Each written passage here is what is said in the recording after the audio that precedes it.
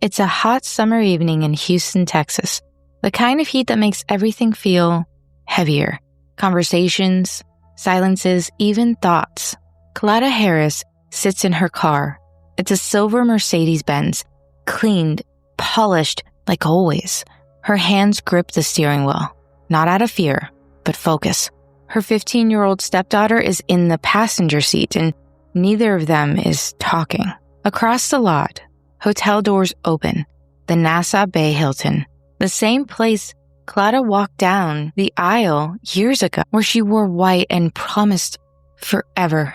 But tonight, her husband is there with another woman. And Clara isn't the kind of woman who goes home and cries. She doesn't run. She doesn't beg. She absolutely reacts. And it was this night and this reaction that changed mistakes into crime. Welcome to GBR Life Transmissions. I'm your host, Caitlin, and you're listening to GBR Life of Crimes, where we explore not just what happened in crimes committed by women, but why they happened and the psychology behind them. Today, we're diving into the story of a woman who had it all: success, wealth, family, beauty, and control. This is the story of Clara Harris.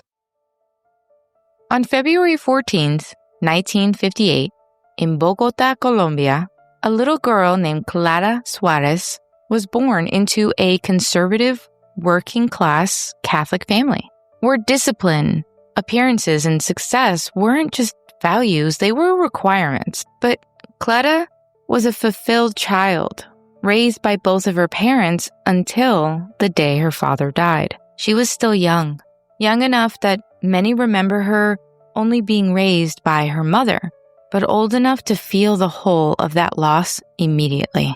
Clara never talked much about what life felt like after that, but those around her say she changed. That playful ease that kids were supposed to have, Clara lost it early.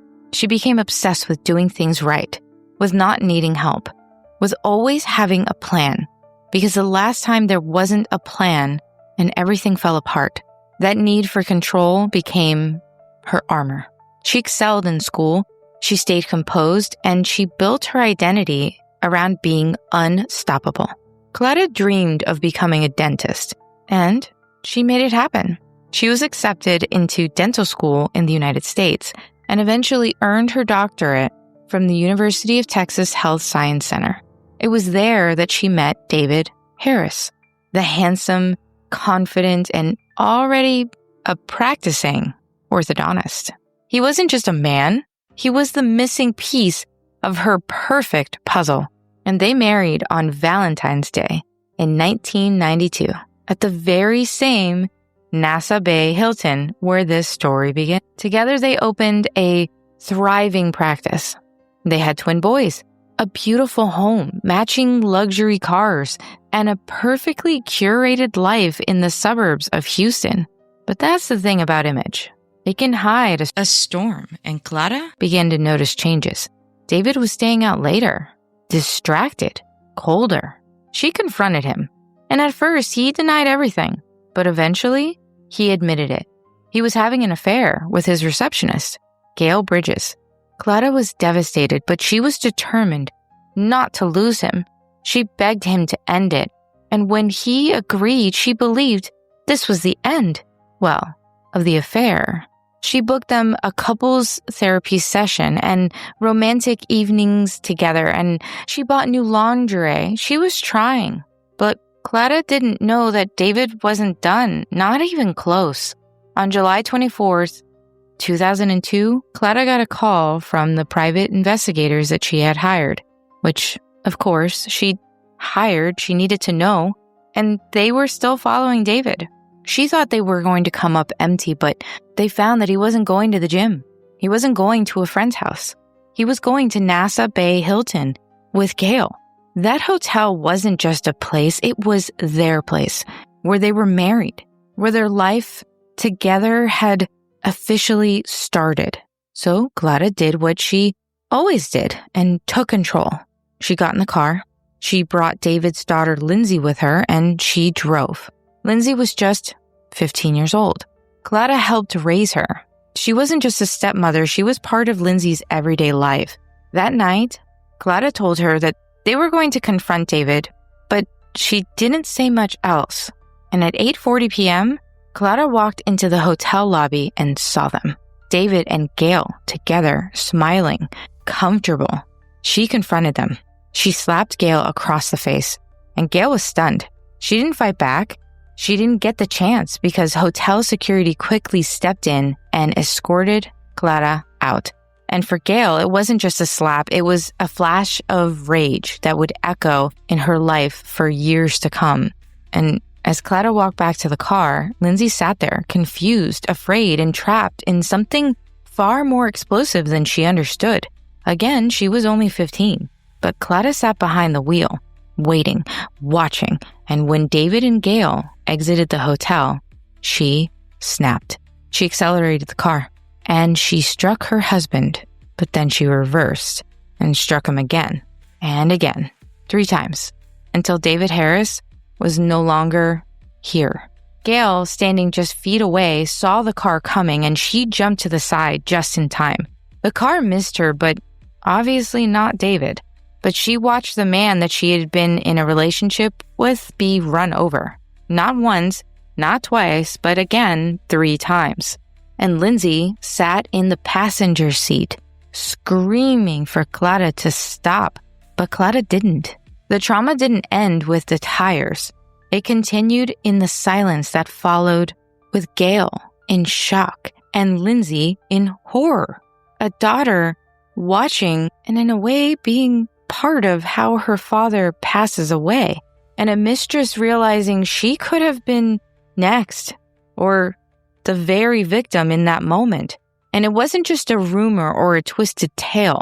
There was surveillance footage from the hotel, and it showed everything. There was no mystery, no doubt, and no question of who did this. Only the question of why she couldn't stop. So when she went to trial, it wasn't about the crime.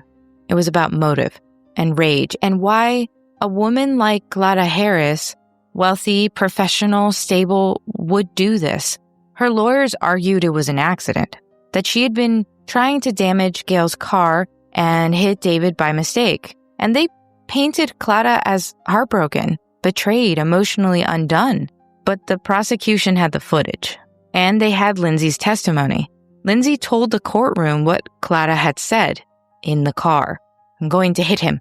She described the moment the car lurched forward, the sound, the impact, and the second and third strikes. She could barely speak through the tears. This wasn't just a crime of passion.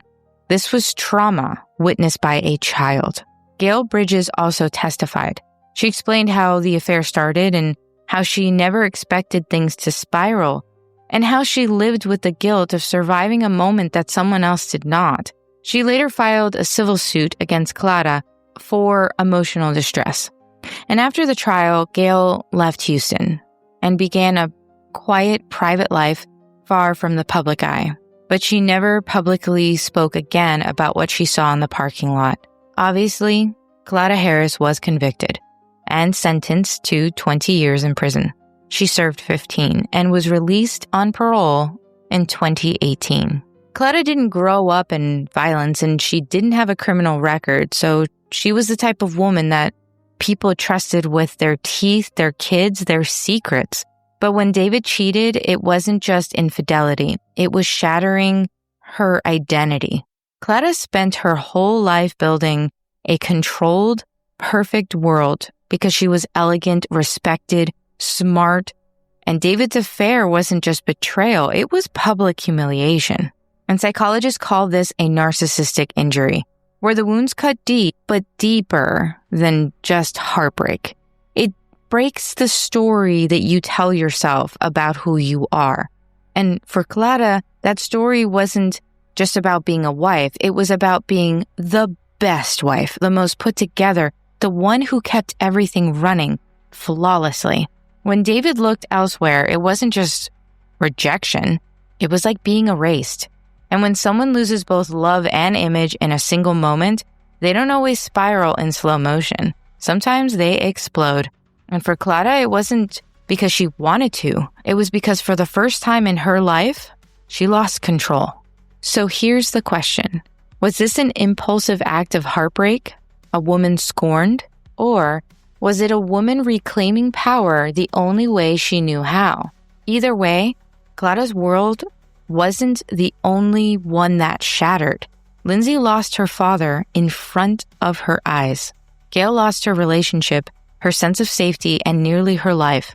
And Clara, she lost the perfect identity she spent decades building. In the end, all it took was one moment and 3 turns of the wheel for everything to come crashing down. This has been GBRLIFE of Crimes, part of GBRLIFE Transmissions. I'm Caitlin, reminding you that understanding the darkness helps us appreciate the light. Join me next time as we uncover another case that challenges everything we thought we knew about the criminal mind.